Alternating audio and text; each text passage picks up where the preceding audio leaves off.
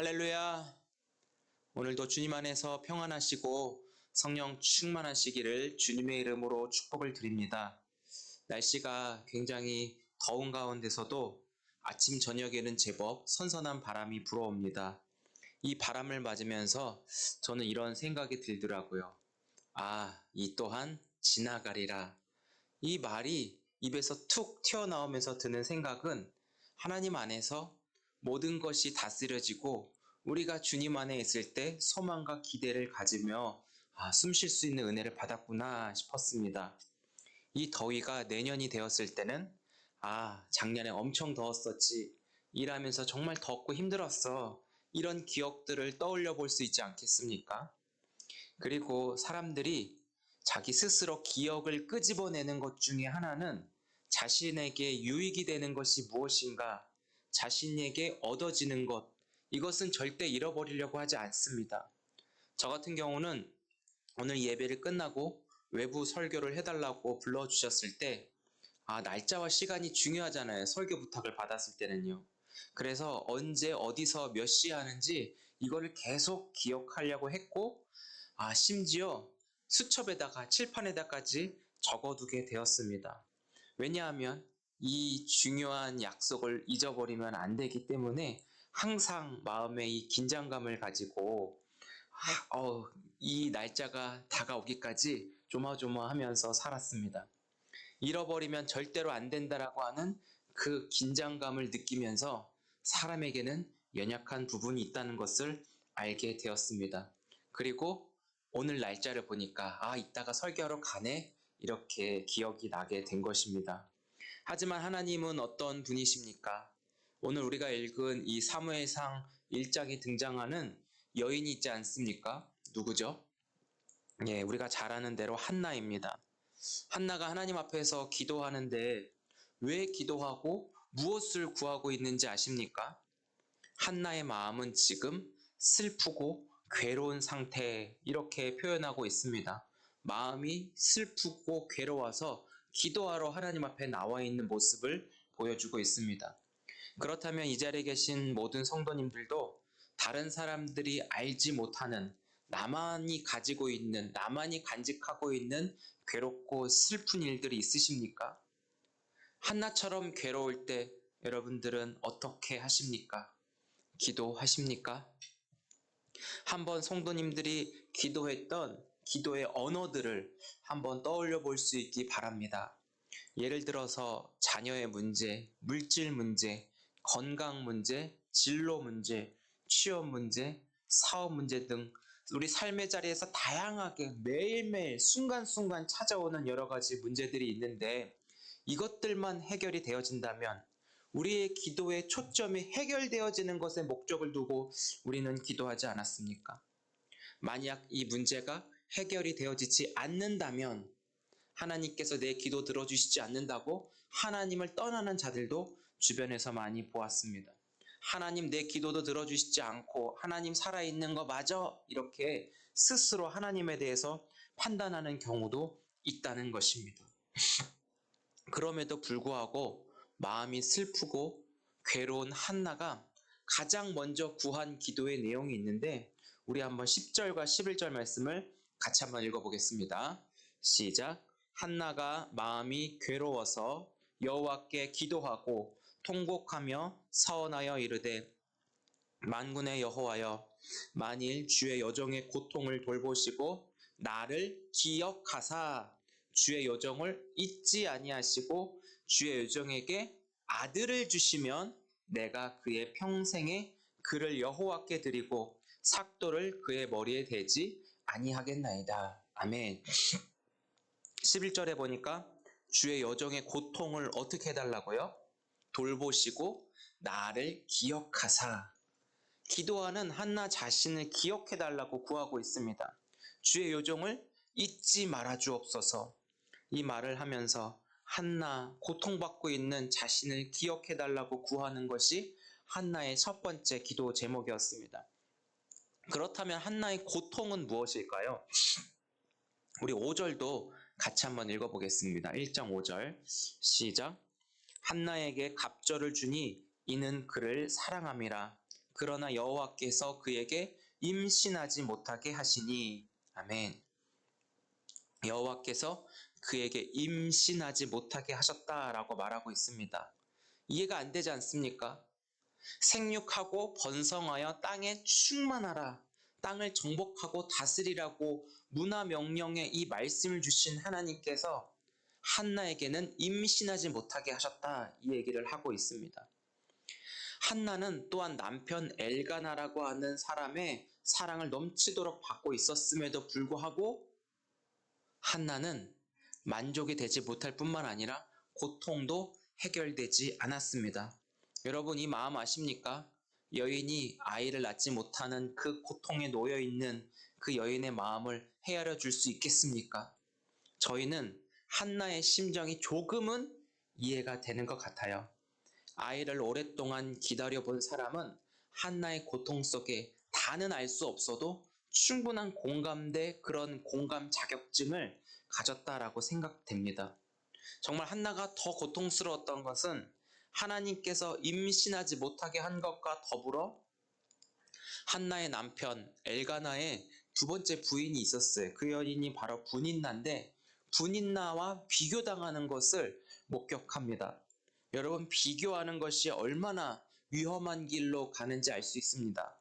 위험한 비교. 여러분 해보셨고 당해보셨습니까? 절대로 비교를 통하여서 하나님이 인도하시는 길로 갈 수 없다라는 거예요. 비교하면서 절대로 어느 길이든 하나님과 함께 갈 수 없다라는 것도 여러분 경험해 보셨으리라 생각합니다. 왜요? 남들과 내가 비교했을 때 내가 저 사람보다 뛰어나면 어느 방향으로 향하죠? 이정표가 교만이라고 향한 곳을 가리키고 있어요. 열등하면 자괴감, 수치심, 그리고 하나님이 없다고 스스로 믿음 없음을 선언해버리곤 합니다. 이 둘 다 하나님과 멀어질 수밖에 없는 길로 향하기 때문에 비교하는 것은 조심해야 합니다. 여기서 분인나는 한나를 향해서 이렇게 말하고 있습니다. 너는 남편의 사랑을 그렇게 받았으면서도 왜 아이가 없는 거야? 이러면서 시기하고 남편에게 받은 사랑을 이 분인나는 어떻게든 되돌려키려고 하는 것 같아요. 시기와 질투가 가득한 채로 비아냥거렸을 이 분인나. 당시에는 아이가 없다라고 하는 것에는 여인이 가지고 있는 수치심이 엄청났을 거예요. 자기 자신이 무능하고 쓸모없는 사람이라고 스스로 생각하고 있었을 거예요. 나는 존재 자체도 없고 아무것도 할 수 있는 게 없을 정도로 자괴감이 이루 말하는 그런 고통 속에 한나가 처하면서 할 수 있는 건 여호와여 나를 기억하옵소서, 이 상황에 놓여 있게 됩니다. 더군다나 한나가 분인나에게 비교를 당하면서 분인나는 한나의 마음에 격분시킨다, 이렇게 또 얘기를 하고 있어요. 격분을 다른 말로 속을 태우다, 업신여기다 라는 의미로 괴로운 한나의 마음 상태를 증명해 주곤 합니다. 성경에 오랫동안 아이를 낳지 못한 사건이 많이 있지만 이와 비슷한 사건이 더러 우리가 성경을 펼쳐보면 찾아볼 수 있습니다. 예를 들어 창세기 15장에 보면 아브라함이라는 사람이 등장하는데, 하나님은 100세가 되도록 아이를 얻지 못했던 아브라함을 향하여 말씀하시죠. 너에게 아들을 주겠다. 이렇게 말씀하세요. 실제로 그의 아내 사라의 태의 문은 닫혀 있고요. 모든 여성의 기능이 다 정지되어 있습니다. 생리도 끊어졌기 때문에 이제는 더 이상 아이를 낳을 수 없는 몸 상태를 지닌 것이죠. 그래서 사라는 자신의 몸 상태를 보고 내 때는 이미 끝났어 스스로 판단해 버린다는 거예요. 하나님의 말씀을 하나님의 말씀으로 받지 않았고 하나님도 별 수 없구나, 이렇게 한나는 생각하게 된 것이죠. 하나님의 말씀은 말씀하신 하나님을 바라보며 믿음으로 받아야 되는데 자신의 환경과 현실을 먼저 따져서 하나님도 제껴버리는 그런 몰상식하고 끔찍한 일들이 우리 주변에도 굉장히 많다라는 것을 보게 됩니다. 저도 그럴까봐 굉장히 조심하고 또 조심해야 되겠다는 다짐을 하게 되었습니다. 하나님의 말씀대로 순종하지 않으면 자신의 방법을 결정하게 되는데요. 특별히 아브라함의 아내가 사라고 그의 여종이 하갈이죠. 아브라함이 사라의 말을 들어요. 내가 아이를 낳지 못하니까 저 여종 하갈에게 들어가서 아이를 낳도록 하십시오. 이렇게 해서 하갈과 동침하는데 하갈이 어떻게 해요? 아이를 낳습니다. 그 아이가 바로 이스마엘이라고 하는 사람이에요. 창세기 16장 4절에 보니까 이렇게 얘기해요. 하갈이 임신함에 그가 자기의 임신함을 알고 그의 여주인을 멸시한지라, 이렇게 얘기하는데, 한나가 격분된 상태랑 어떻게 보면 사라와 한나의 마음이 비슷한 것 같아요. 멸시를 받은 사라가 아브라함에게 가서 따져요. 나 저 하갈에게 모욕받았어. 이렇게 말을 아브라함에게 전해줍니다. 여기서 여종이 주인에게 멸시한다는 것이 있을 수 있을까요? 질서가 완전히 무너져 버렸다라는 거예요. 표면적으로 종과 주인의 위치가 바뀌어버린 듯한 행동을 하고 있습니다. 여종 하갈에게 모욕을 받은 사라나 분인나에게 괴롭힘을 받았던 한나나 어떻게 보면 서로 쌤쌤이죠. 서로 시대가 다르지만 만약에 같은 시대에 살았다라면 같이 스타벅스에서 만나가지고 서로 하소연을 하면서 서로의 공감대를 찾고 서로 힘을 모았을 거라는 생각도 해보게 됩니다. 그렇다면 이러한 상황 속에 괴롭고 마음이 슬프고 격분당한 이 한나의 상황 속에서 한나가 할 수 있었던 것은 무엇일까요? 한나가 복수의 칼을 갈아야 했습니까? 대신 남편의 옷자락을 붙잡고 당신 때문이야 라고 하소연을 엘가나에게 했을까요? 한나는 아무것도 먹지 못했습니다. 음식이 안 넘어갔겠죠. 거의 식음을 전폐하면서 하나님 앞에 끝까지 매달렸을 것입니다. 할 수 있는 것은 오직 여호와의 집에 올라가 통곡하고 기도하는 것뿐이었습니다. 이게 가능할까요? 한나는 사람의 방법이 아닌 누구의 방법? 하나님의 방법을 선택하였습니다. 구체적으로 하나님 앞에 이렇고 저렇고 따지는 것이 아니라 우리가 살펴본 대로 하나님, 이 불쌍한 나를 기억하여 주옵소서. 이 종을 긍휼히 여겨 주옵소서. 오직 하나님의 시선 속에, 하나님의 기억 속에 한나가 들어있으면 된다라는 믿음의 기도를 하고 있는 것입니다. 한나가 먼저 자신의 문제를 해결하는 최종 목적지가 해결이 아니었다라는 것이죠. 자기중심적인 이기적인 기도를 드린 것도 아니었습니다.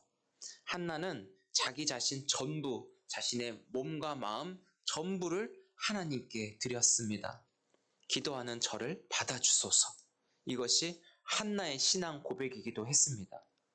이 기도가 한나에게는 우선성을 두게 된 것이죠.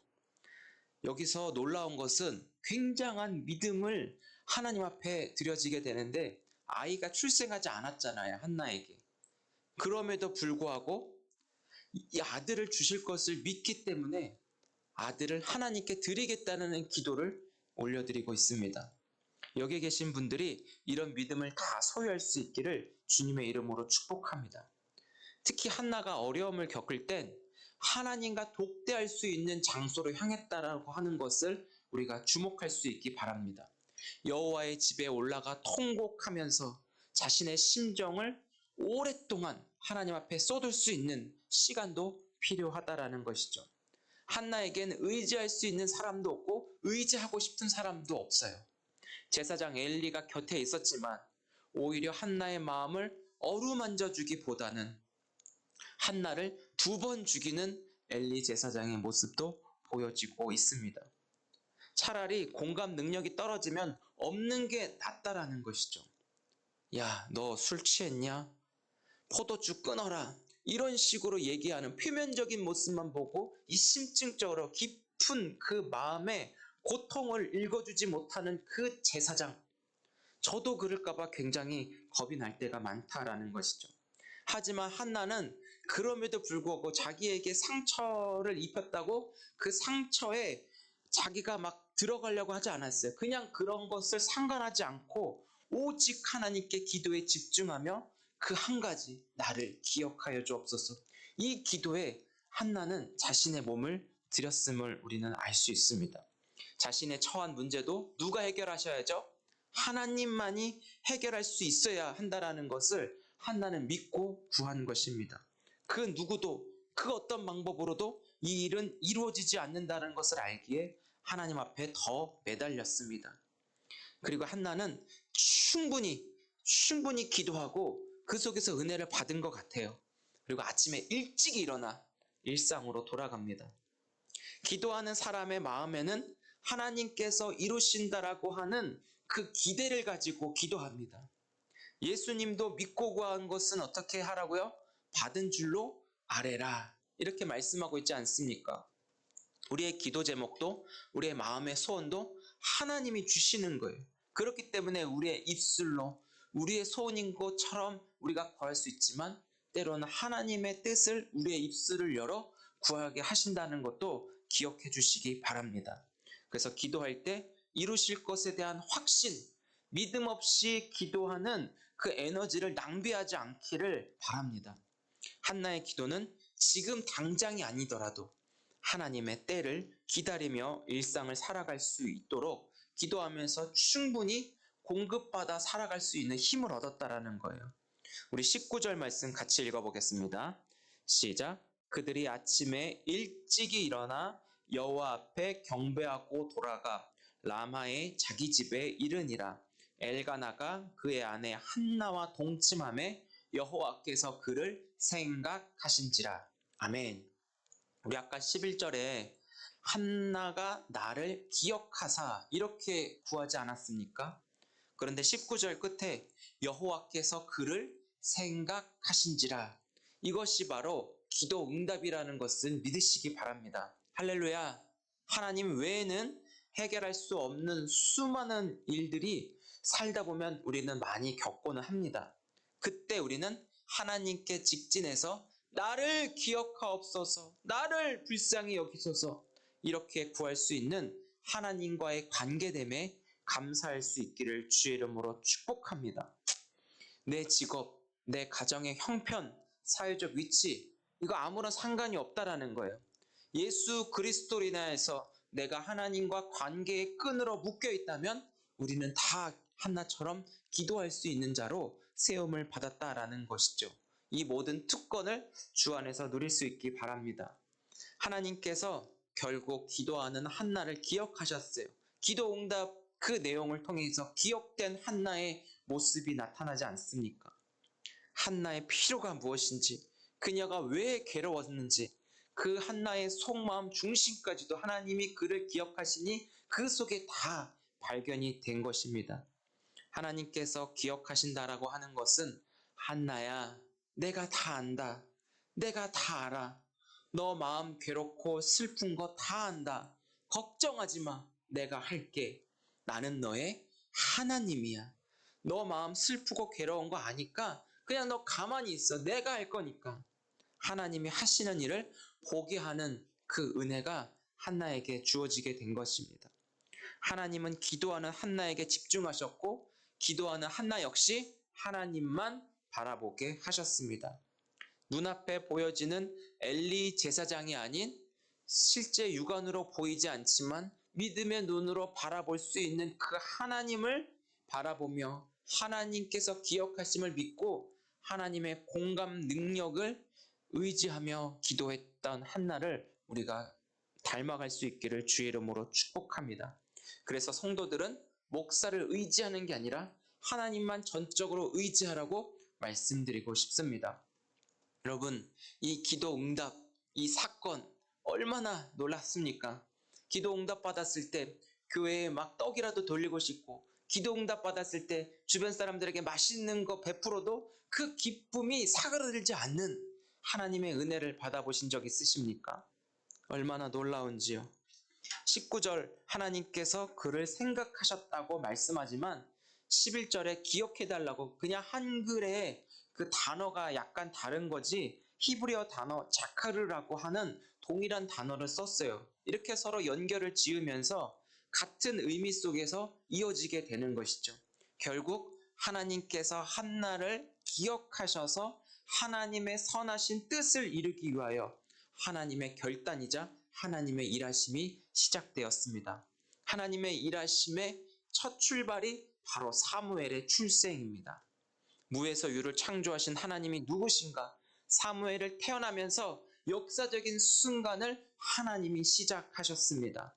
정말 하나님만이 하신 일이지만 한나의 그 간절한 기도를 사용하셔서 사무엘을 낳았다라고 표현하고 싶습니다. 결국 사무엘이라고 하는 그 이름의 뜻이 있는데 20절에 내가 여호와께 그를 구하였다라고 말씀하고 있습니다. 이 말을 바꿔서 표현하면 하나님이 들으셨다. 하나님의 이름을 지니고 있는 자가 바로 사무엘이라고 하는 거예요. 사무엘이 태어난 시대는 사사시대로서 왕이 없었고 자기의 옳은 소견대로 살아간 시대였습니다. 성경을 읽다 보면 자기를 위하여 이런 표현들이 굉장히 많이 나와요. 이것은 바로 내가 곧 법이다. 이런 의미 아니겠습니까? 이렇게 취한 행동이 하나님을 버리고 다른 신들을 섬겨서 음행과 우상 숭배에 빠져 있는 그런 시대적인 분위기를 나타내 주기도 합니다. 누구누구 하나 하나님 말씀에 귀 기울이는 단 한 사람을 찾지 못하는 시대적인 모습을 한나의 부림을 통하여 보여주는 것 같아요. 하나님의 말씀에 순종하지 않는 사람이 한 사람도 없다라고 하는 그런 슬픔을 한나가 여호와 앞에 통곡하고 부르짖는 가운데 하나님의 마음으로 보여주시는 것 같습니다. 한나의 부림을 통하여 결국 하나님의 슬픔과 괴로움을 시대에 나타내 준 것이죠. 한나의 부림은 결국 하나님의 마음을 나타내 주었습니다. 정말 하나님 말씀에 귀 기울이는 자, 하나님을 사랑하는 자가 어찌 단 한 사람도 없는 그 시대의 아픔을 하나님이 괴로워하시면서 한나의 그 통곡으로 우리에게까지 전해지게 된 것이죠. 어쩌면 그 눈물이 흘러 우리에게까지 전해져서 하나님이 살아계셔 하나님의 말씀을 듣자 하나님은 우리에게 오늘 한나를 통하여 외치시고 계시는 것 같습니다. 사랑하는 성도 여러분, 우리 손잡는 교회는 도심 속의 기도원이 되어 이 기도의 불이 꺼지지 않도록 하나님 앞에서 마음을 쏟아놓는 기도의 사람, 특별히 한나처럼 마음을 쏟아놓고 하나님만을 붙잡을 수 있는 그런 사람들이 되어지기를 소망합니다. 그럼에도 불구하고 오늘을 살아가는 우리 모두는 마음의 괴로움을 다 하나씩 지니고 살아가고 있습니다. 너무 많이 아프고 너무 많이 울다 보니까 때로는 이 눈물이 말라서 흐르지 못하는 사람들도 있어요.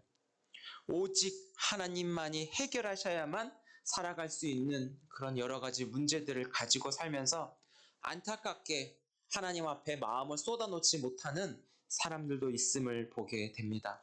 왜 그럴까요? 왜 그럴까요? 우리의 분주함 때문에, 기도가 익숙하지 않아서, 습관화되지 않아서, 몸에 붙지 않아서요. 여러 가지 이유가 있을 것입니다. 그렇지만 오늘 말씀처럼 말씀의 제목이 하나님이 기억하시는 기도잖아요. 이렇게 기도하는 저 여러분 자신은 기도하는 그 사람이 하나님이 기억하신다라고 하는 이 놀라운 은혜를 꼭 누리실 수 있기 바랍니다.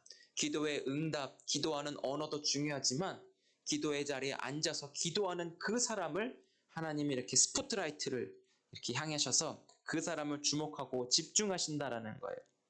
우리 11절 말씀처럼 저를 한번 좀 따라해 주시면 감사하겠습니다. 가슴에 손을 얹고 나를 기억하사, 시작, 나를 기억하사. 여기서 기도하는 힘이 생기게 되는 것입니다. 하나님이 왜 우리를 기억하십니까? 왜 기억하세요? 하나님의 변치 않는 사랑, 하나님의 포기하지 않는 사랑이 있기 때문입니다. 아들이신 예수님을 내어 죽기까지 우리를 하나님의 자녀로 품으셔서 우리가 예수님의 생명과 연결이 되어 있는 하나님의 소유이자 자녀이기 때문이에요. 하나님과 절대로 연결되어 있는 그 끈이 있어요. 예수님이라고 하는 그 끈으로 우리는 절대 하나님과 끊어질 수 없는 존재가 되었고, 아버지라고 외치면 외칠수록 그 음성에 하나님은 귀 기울이시고 아들아 하면서 하나님과 이 관계, 삶에 함께 하심이 이루어지게 되는 것이죠. 손잡는 교회 고성현 목사에게 관심을 가지시고 기억하시는 하나님이 얼마나 좋습니까? 손잡는 교회 누구누구를 하나님이 기억하시고 하나님이 그에게 응답하심이 얼마나 감사합니까? 우리는 이 은혜를 포기해서는 안 될 것입니다. 괴로움이 많은 시대, 한나와 분인나가 비교하는 그 비교, 모욕과 거절, 상처, 여러 가지 문제들이 참 많아요. 그럴 때 하나님께 집중해서 매달려야 하는 그 타이밍이 반드시 오게 될 거예요. 그때 잠깐만 좀 미루는 것이 아니라 그땐 다 내려놓고 그냥 무릎 꿇고 하나님 나를 기억해 주셔서 기도의 자리와 시간, 기도의 골방을 꼭 확보하셔야 합니다. 다른 방법 없어요. 그래서 우리 손잡는 교회 금요 철야 시간에 우리는 이곳이 기도의 재단이고 골방이 되어서 한나처럼 마음을 쏟아놓을 수 있는 그런 시간을 꼭 가져야 합니다. 제가 해봤는데 기도하고 통곡하는 거 효과 있습니다. 이 통곡을 하나님은 기쁨과 감사와 찬양으로 바꾸시는 그 능력을 잊고 우리가 살아가야 이 세상 살아갈 수 있을 줄 믿습니다. 한나의 기도는 결국 하나님께서 기억하셔서 사사시대의 사무엘이라고 하는 하나님의 사람을 등장시켜 주신 것처럼 우리 손잡는 교회에도 기도로 생명을 낳는 사무엘과 같은 귀한 자녀들이 곳곳에 채워질 수 있기를 소망하고 기도합니다. 하나님 나라가 이루어지는 일에 한나의 기도가 큰 역할을 한 것처럼 우리의 기도도 이 땅에 하나님 나라가 이루어져 가는 일에 우리가 같이 한나처럼 쓰임받을 수 있기를 소망합니다. 결국 하나님께서 한나의 기도를 사용하셔서 다윗 왕이 등장하게 되었고 예수님이 오시는 그 길도 마련하게 되었다라는 거예요. 사랑하는 성도 여러분, 결국 하나님 말씀에 반응하여 하나님의 말씀으로 소통하는 축복의 사람들이 세워지는 이면에는 한나의 기도가 있었음을 기억하십시오. 결국 이 역사가 다시 한번 말씀드리지만 사무엘이 다윗에게 기름을 붓고 또 그 다윗의 길로 예수 그리스도가 오시고 그 예수가 친히 길과 진리와 생명이 되어셔서 오늘 저와 여러분들에게 찾아오신 것처럼 이 한나의 기도에는 엄청난 그 시작점이 된다라는 것. 그래서 부모가 자녀들을 위해서 기도할 때 눈에 보이는 것 같지 않지만 자녀의 그 전성기를 이루면서 하나님의 역사의 통로가 되도록 부모의 기도도 한편으로 사용하신다라는 것입니다. 그래서 우리는 기도해야 한다라는 것이죠. 기도하는 사람 되고 너는 기도의 사람이야. 이렇게 하나님이 부름받을 수 있는, 하나님께 불려줄 수 있었으면 좋겠습니다. 사랑하는 성도 여러분, 하나님께서는 우리 모두를 다 지금 기억하고 계세요. 있는 그 자리에서 기억하고 계십니다. 우리는 어제 기도한 내용도 오늘 잊어버리는 연약한 사람이지만 하나님은 저와 여러분들이 무엇을 구하였을지 뿐만 아니라 숨김없이 다 기억하고 이루시는 만군의 여호와 하나님, 그 하나님의 돌보심 안에 내가 있기에 지금 내 모습 형편 어떠해도 한 번만 더 따라 주시죠. 다 괜찮습니다. 다 괜찮습니다. 오늘 이 시대에 아픔과 눈물이 멈추지 않지만 더 힘써 기도해 줄 것은 우리 다음 세대라고 불려지는 우리 자녀들이 있어요. 우리 아라도 있고 또 앞으로 올 우리 자녀들이 많이 있는데 그들이 시대의 유혹, 문화의 유혹에 이끌려 자기가 옳다고 주장하지 않고 사무엘처럼 하나님의 말씀이 들려 그 말씀을 사랑하고 순종하며 말씀을 전하는 기쁨을 살아가는 우리 다음 세대 아이들이 되어지기를 소망하며 같이 기도해 주시기 바랍니다. 그래서 사무엘처럼 손잡는 교회 모든 자녀들도 귀하게 쓰임받을 것을 믿고 기도하며 하나님께서 생각하고 기억하시는 은혜 안에 우리 아이들이 머물러 살아갈 수 있기를 축복합니다. 나는 기도하고 이런 나를 기억하시고 일하신다는 하나님과의 그 관계를 전적으로 포기하지 마시고 하나님과의 관계 속에 내가 기도할 때 하나님이 기억하시고 응답하시는 하나님의 그 자부심, 그 속에 내가 있기를 주의 이름으로 축복합니다. 우리 옆에 계신 분들에게 이렇게 한번 축복해 주시죠. 당신은 하나님이 기억하시는 사람입니다. 시작. 당신은 하나님이 기억하시는 사람입니다. 또 한 번만 같이 한번 따라해 주시죠. 나도 기억해 주세요. 나도 기억해 주세요. 즉 바꿔 말하면 이 말은 나를 위해서 기도해 주세요라는 의미겠죠. 설교를 준비하면서 성경 통독을 계속 하고 있었어요. 그러면서 만났던 성경 구절이 있는데 오늘 이 설교가 어떻게 되면 이 세 절에 압축하고 요약해서 잘 나타내 준 것 같아요. 그래서 이 설교를 요약한 이 성경 구절 세 절을 여러분께 소개하고 마치도록 하겠습니다. 출애굽기 2장 23절에서 25절인데 이 구절 읽고 마치겠습니다. 시작. 여러 해 후에 애굽 왕은 죽었고 이스라엘 자손은 고된 노동으로 말미암아 탄식하며 부르짖으니 그 고된 노동으로 말미암아 부르짖는 소리가 하나님께 상달된지라. 하나님이 그들의 고통 소리를 들으시고 하나님이 아브라함과 이삭과 야곱에게 세운 그의 언약을 기억하사 하나님이 이스라엘 자손을 돌보셨고 하나님이 그들을 기억하셨더라. 아멘. 사랑하는 손잡는 교회 모든 성도 여러분, 한 주간도 시작되는 일상 속에서 완전하신 하나님의 기억 속에 내가 있다라는 그 믿음을 가지고 주님과 동행하는 승리의 걸음을 걸어갈 수 있기를 주님의 이름으로 축복합니다.